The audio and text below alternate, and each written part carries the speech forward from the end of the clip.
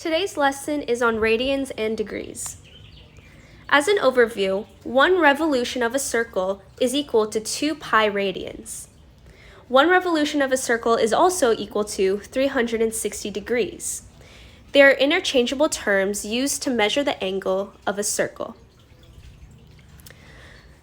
When we divide 2 pi radians by 2, we get 1 pi.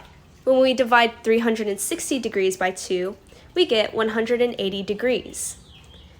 Because these terms are interchangeable, 1 pi is equal to 180 degrees, while 180 degrees is also equal to 1 pi, and vice versa. The radian is the measure of an angle from the center of the circle in the arc equal to its length of the radius, and a degree is the unit measure of an angle in a circle. How do we solve degrees and radians?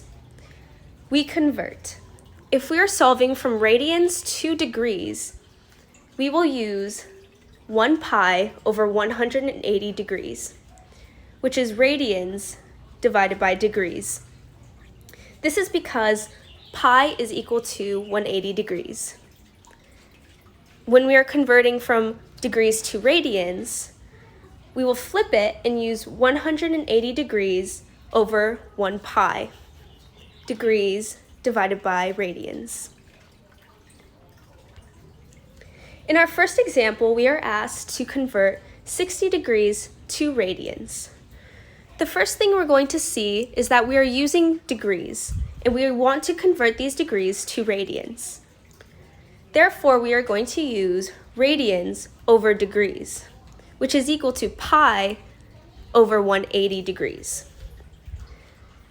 Since we are converting degrees to radians, we are going to multiply 60 degrees times pi over 180. This will equal 60 pi over 180 degrees. When simplified, this equals pi over 3, which is also pi thirds. Therefore, 60 degrees is equal to pi thirds. In our next example, we're going to convert radians to degrees. We are given pi 6 radians. Because we want to convert the radians to degrees, we are going to use degrees over radians, which is equal to 180 degrees over pi. We are then going to multiply pi 6 radians by 180 degrees over pi. When we multiply, the radians cancel and the pi cancels, leaving degrees. When we divide, this equals 30 degrees. Therefore, pi 6 radians is equal to 30 degrees.